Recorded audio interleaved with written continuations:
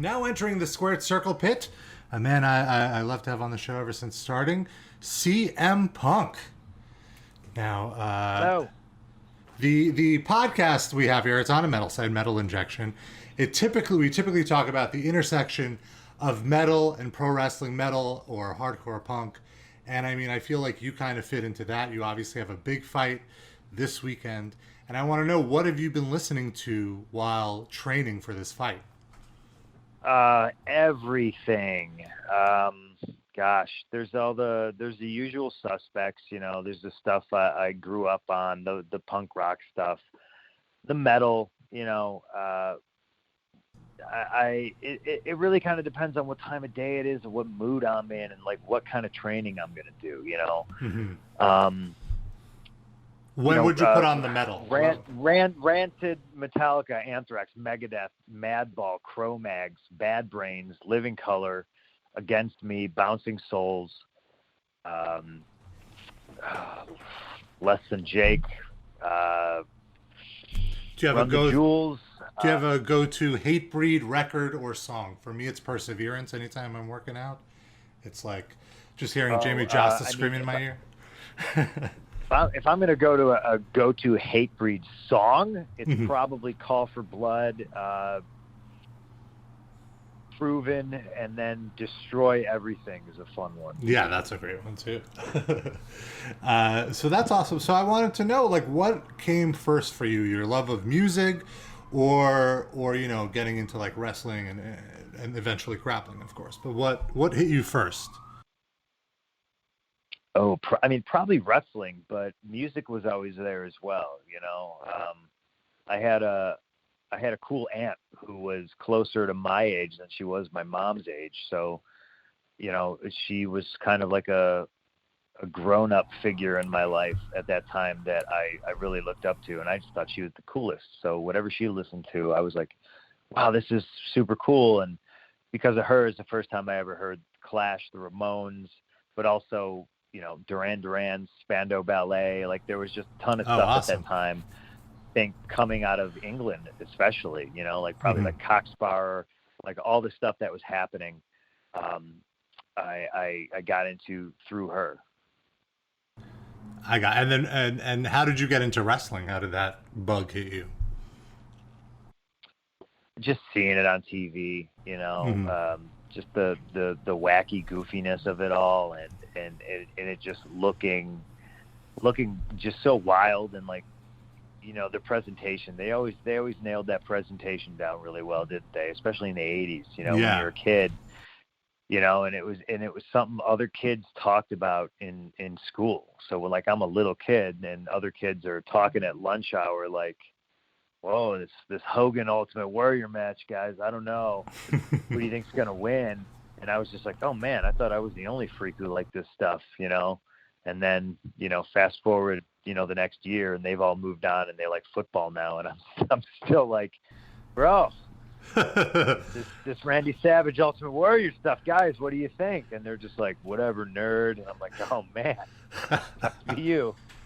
Same thing happened to me. My family got me into wrestling, just like everybody would get together and watch Saturday night's main event, and we watched like the Hogan Andre thing, and then like all of my family disavowed wrestling, and I just became obsessive about it. And I was like, guys, come on, we gotta go rent the new tape. And they're like, no, we're done with it. It's silly. But also, I thought it was cool that like you started putting on your own wrestling shows, and I think there's a connection there with the whole DIY aspect of like running a punk show. And I feel like you're somebody that kind of took that punk ethos and applied it to wrestling. Would you agree with that? Absolutely. Yeah. No, 100%. Absolutely. Yeah, and I think that like what is it I feel about like specifically like hard rock, metal, like it just works with wrestling, especially like in the 90s and even with UFC as well. Like there's a lot of metal on there. What is it? I guess they're both aggressive forms of entertainment, probably, right? That kind of answered my question there. Yeah, I think that's the common thread, and the entrance music more times than not, for a lot of the guys and girls is it's a loud, bombastic kind of music. The Mm-hmm. guitar, and I think that sets the tone for everything. So there's similarities for sure. Right on. And, obviously you've had a crazy week. You've been training. You had this weird trial. How was it weird going on the record, under oath, finally admitting what the CM and CM Punk stands for? Did you have to was that the worst part of the trial for you? No, it was not. Having to watch myself get concussions over and over again was the worst part of the trial. Fair point. But yeah, I wasn't thinking at that time. Literally that was just my lawyer asking me questions and me answering. So I see. she asked, I answered. I hear you. Well, it's great to hear that finally on the record. After, I feel like that was the one thing on social media that people were like, oh my God, I can't believe he admitted this, which I'm sure was a completely different perspective than while you were there and having to relive this very traumatic moment in your life. Yeah. One other quick rumor I wanted to just ask you about is there was a rumor that during the All In press conference that you were there at the Pro Wrestling Tees store picking up merch or whatever. Is there any chance we might see you in the crowd for All In? Or would you be there just to check it out?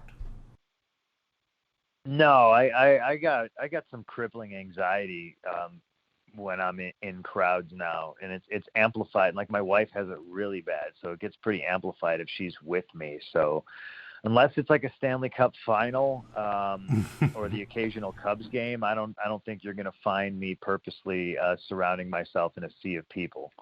That's a fair point because you guys seem like relatively introverted people. You like to keep to yourselves, and yet you have all of this popularity, and I'm sure people are punishing you, and you're just like, I just want to chill out. Does that make it hard to want to go to shows? Do you still go to punk shows at all, or same problem? Yeah, kind of same problem. More oftentimes than not, I will get off the couch if a friend's in town, and I'll go see them.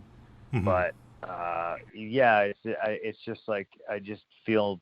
I feel like it's like the pit is for the young kids. You know what I mean? And I'm like the old soccer dad on the outside of the pit, just looking at everybody like, huh? All right, looking at my watch like, oh, I should be in bed right now. I totally understand it. And just to wrap up, I'm curious, do you even have time now to go and discover new music, or how does music reach CM Punk? I will listen to recommendations from my other friends who are in touring bands. I think that's the best line, the best channel I have to get in touch with new music, and that's how I found Turnstile. My buddy Chad Gilbert from Newfound Glory was like, "Yo, you got to listen to these guys," and this is years ago, and he turned me on to them, and then there's various other times other people will be like, "Yo, you got to listen to these guys." So that's the main way for me. That's cool. That's a great buffer you have there. That whoever's recommending it to you, they have pretty good taste. Oh yeah, I trust them. Any other bands that you've been checking out lately? I know I'm putting you on the spot here, but anything you've been jamming lately on the heavier side? No, nothing new. I tend to go back to the tried and true usual suspect golden oldies. You know what I mean? I go through these phases where I've been putting my entire iPod on shuffle lately, and then I'll hear an old Walk Among Us era, not Walk Among Us. That's the Misfits. Gosh, I'll hear an old Anthrax song, and I'll be like, Among the Living. Anthrax. Among the Living. That's what I was going for. Thank you. No problem. And then the next thing I put the entire Anthrax catalog on shuffle. Yeah. So you kind of to old Metallica. You've entered that phase where you know what bands you like, and now you want to really sink your teeth into these bands and get into the deep stuff. Yeah, and and I've gone through phases I know when Dave Mustaine came out with his book, I was like, well, I'm going to read this book and I'm going to revisit the entire Megadeth catalog. Wow, like real time, like while he's talking about these things, I'm going to be listening to these songs and these albums. Mm-hmm. So I'll do stuff like that all the time. Which one would you say is your favorite Megadeth record? Do you have a pick there? God, Peace Sells. Okay. And that's off the hip. That's a good one. Yeah, definitely. All right, man. Well, thank you so much. I know you have a crazy media day today. Hopefully, sometime in the future, we could really talk some music and get down to it when you're not as so preoccupied. Sure, we will in the future with your life. And I'm not even going to wish you luck. I know you're not that kind of guy. I mean, you're going to have your crap together, and I hope you have a great time in your hometown this weekend at UFC 225. I will do my best. Thank you for the time. Thank you. Have a great one.